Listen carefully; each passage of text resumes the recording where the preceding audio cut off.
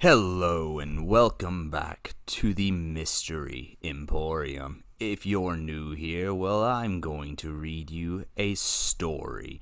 My stories are here to hopefully shock and awe you or just fill you with terror. So sit back, get comfy, grab your favorite snack, and enjoy.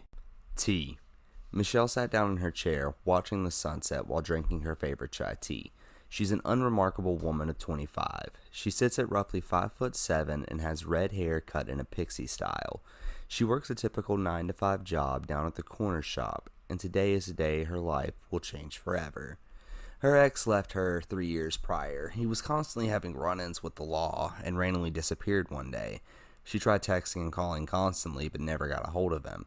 She assumed he just decided to cross the country and start a new life. It scarred her emotionally, and she became a shut-in for a while until she met the person she thought was the one. At roughly 7 that night, Michelle left her house to meet Marcus at the diner. It was going to be a quick meal, and both would go watch a movie together. This is roughly the 4th or 5th date, and Michelle was just about ready to invite him home. Marcus has been a relatively swell guy. He pays for every single date, even though Michelle tries to stop him and constantly fails. Something about it's only gentleman of him if he takes care of everything. She really liked that about him. The only thing she wasn't a fan of is it just seems like he came into existence randomly. He supposedly lived in this town his whole life, but no one knows who the guy is. That can't matter too much, though. Can it? Michelle arrived at the diner roughly 15 minutes later and saw that Marcus was already waiting inside for her. She chose this diner because it always serves the best herbal tea. She sat down across from him in the booth and said, "Have you been waiting long?" He smiled slightly and slid a menu towards her.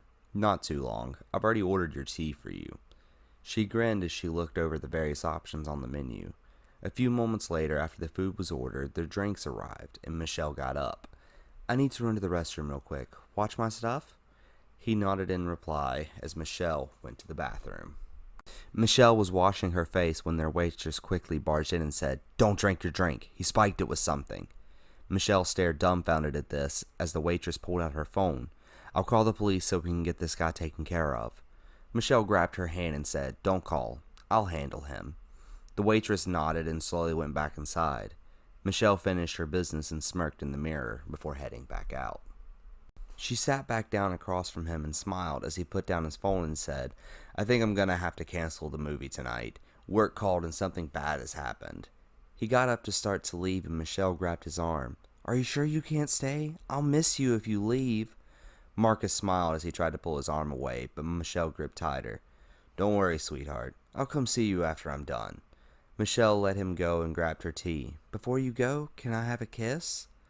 Marcus leaned down in an attempt to kiss her, and she threw her tea in his face. "Take this shit with you when you go." Marcus stumbled back, wheezing and coughing, and said, "What have you done?" "I knew you spiked the..." He fell on the ground and started seizing. Michelle got out of the booth, grabbed his phone, and backed up in a panic. "Someone call 911. I think he's having a seizure." The waitress quickly grabbed her phone and motioned for Michelle to come behind the counter with her.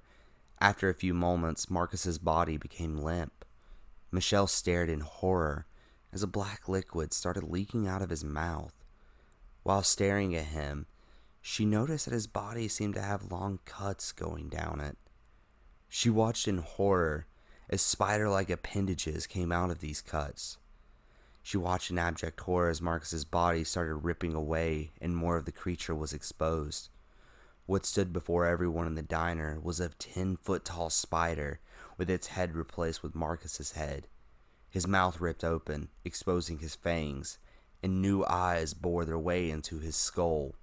The first person began to scream, and all hell broke loose. A couple of patrons trying to leave the diner were quickly impaled by the creature. One lady was still alive when the creature pulled her in close and started to eat the flesh from her bones. She died from shock as we could hear her bones crunching. The owner of the diner disappeared and was nowhere to be seen. The creature slowly started to come towards Michelle and the waitress. Before it could reach them, the door leading to the kitchen swung open, and out came the owner holding a shotgun. "Die, you son of a bitch!" He quickly unloaded 3 shots into the creature, causing it to stumble backwards, and the owner yelled, "Quickly, run into the kitchen!" Michelle grabbed the waitress by the arm and pulled her into the kitchen. "Is there an exit back here?" Michelle said to the waitress while shaking her gently. She quivered in fear and pointed to a door tucked away in the corner. Both were stopped in their tracks when they heard the owner screaming from the front. They could hear his bones crunching as the creature began to eat him. "The gas! Turn on all the gas!" Michelle yelled as she quickly went to all the burners.